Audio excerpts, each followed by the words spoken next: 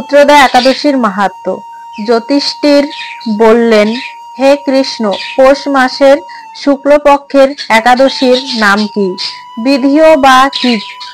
কোন দেবতা এই দিনে পূজিত হন এবং আপনি কার প্রতি সন্তুষ্ট হয়ে সেই ব্রতফল প্রদান করেছিলেন? কৃপা করে আমাকে সবিস্তারে তা বলুন। শ্রীকৃষ্ণ বললেন, হে মহারাজ, এই একাদশী পুত্রদা নামে প্রসিদ্ধ। সর্বপাপ বিনাশিনী ও কামদা এই একাদশীর অধিষ্ঠিত দেবতা হলেন সিদ্ধিদাতা নারায়ণ। ত্রিলোকের মতো শ্রেষ্ঠ ব্রত নেই। এই ব্রতকারীকে নারায়ণ বিদ্বান ও করে তোলেন। এখন আমার কাছে ব্রতের মাহাত্ম্য শ্রবণ করুন। ভদ্রাবতী পুরীতে সুখিতোমার নামে এক রাজা ছিলেন। তার রানীর নাম ছিল সভ্য। রাজ দম্পতি বেশ সুখে দিন যাপন করছিলেন। বংশ রক্ষার জন্য বহুদিন ধরে ধর্ম কর্মের অনুষ্ঠান করেও যখন পুত্র লাভ হলো না, তখন রাজা দুশ্চিন্তায় কাতর হয়ে পড়লেন। তাই সকল ঐশ্বর্যবান হয়েও পুত্রহীন রাজার মনে কোনো সুখ ছিল না। তিনি ভাবতেন, পুত্রহীনের জন্ম বৃথা ও গৃহশূন্য। পিতৃদেব মনুষ্য লোকের কাছে যে ঋণ শাস্ত্রে উল্লেখ আছে তা পুত্র বিনা পরিশোধ হয় না। পুত্র ব্যঞ্জনের এই জগতে যশলাভ ও উত্তম গতি লাভ হয় এবং তাদের আয়ু আরোগ্য সম্পত্তি প্রভৃত বিদ্যমান থাকে।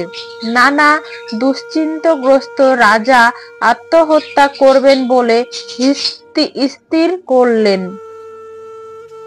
কিন্তু পরে বিচার করে দেখলেন আত্মহত্যা মহাপাপ। এর ফলে কেবল দেহের বিনাশ মাত্র হবে, কিন্তু আমার পুত্রহীনা তো দূর হবে না। তারপর একদিন রাজা নিবিড় বনে গমন করলেন।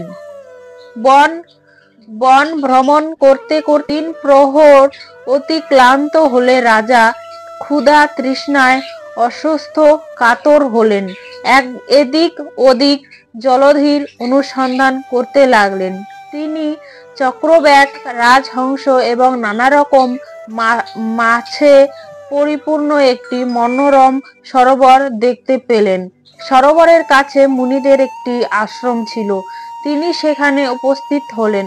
সরোবর তীরে মুনিগণ বেদ পাঠ করছিলেন। মুনিবৃদ্ধের শ্রীচরণে তিনি দণ্ডবৎ প্রণাম করলেন। মুনিগণ রাজাকে বললেন, হে মহারাজ, আমরা আপনার প্রতি প্রসন্ন হয়েছি। আপনার কি প্রার্থনা বলুন। রাজা বললেন, আপনারা কে এবং কি জন্য বা এখানে সমবেত হয়েছেন? মুনিগণ বললেন, হে মহারাজ, আমরা বিশ্বদেব নামে প্রসিদ্ধ এই সরোবরে স্নান করতে এসেছি। আজ থেকে 5 দিন পরে মাঘ মাস আরম্ভ হবে। আজ পুত্রদা একাদশী তিথি। পুত্রদান করে বললেই এই একাদশীর নাম পুত্রদা। তাদের কথা শুনে রাজা বললেন, হে মুনিবৃন্দ, আমি অপুত্র, তাই পুত্র কামনায় অধীর হয়ে পড়েছি। এখন আপনাদের দেখে আমার হৃদয়ে আশার সঞ্চয় হয়েছে। এই দুর্ভাগা পুত্রহীনের প্রতি অনুগ্রহ করে একটি পুত্র প্রদান করুন। মুনিগণ বললেন, হে মহারাজ, আজ সেই পুত্রদা একাদশী তিথি, তাই এখনই আপনি এই ব্রত পালন করুন। ভগবান শ্রী কেশবের অনুগ্রহে অবশ্যই আপনার পুত্র লাভ হবে। মুনিদের কথা শোনার পর যথাবিধানে রাজা কেবল ফল ফুলাদি আহার করে সেই ব্রত অনুষ্ঠান করলেন।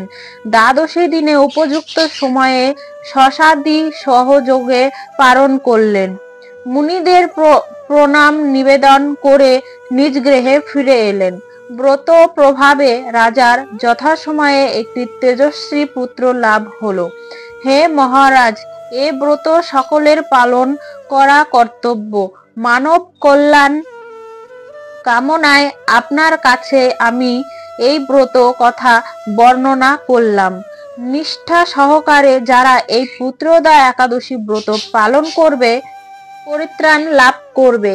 আর এই ব্রত কথা শ্রবণ কীর্তনে অগ্নিশ্রেষ্ঠম যজ্ঞের ফল পাওয়া যায়। ব্রহ্মা পুরাণে এই মাহাত্ম্য বর্ণনা করা হয়েছে। তো বন্ধুরা, তোমাদেরকে পুত্রদা একাদশীর মাহাত্ম্য বললাম।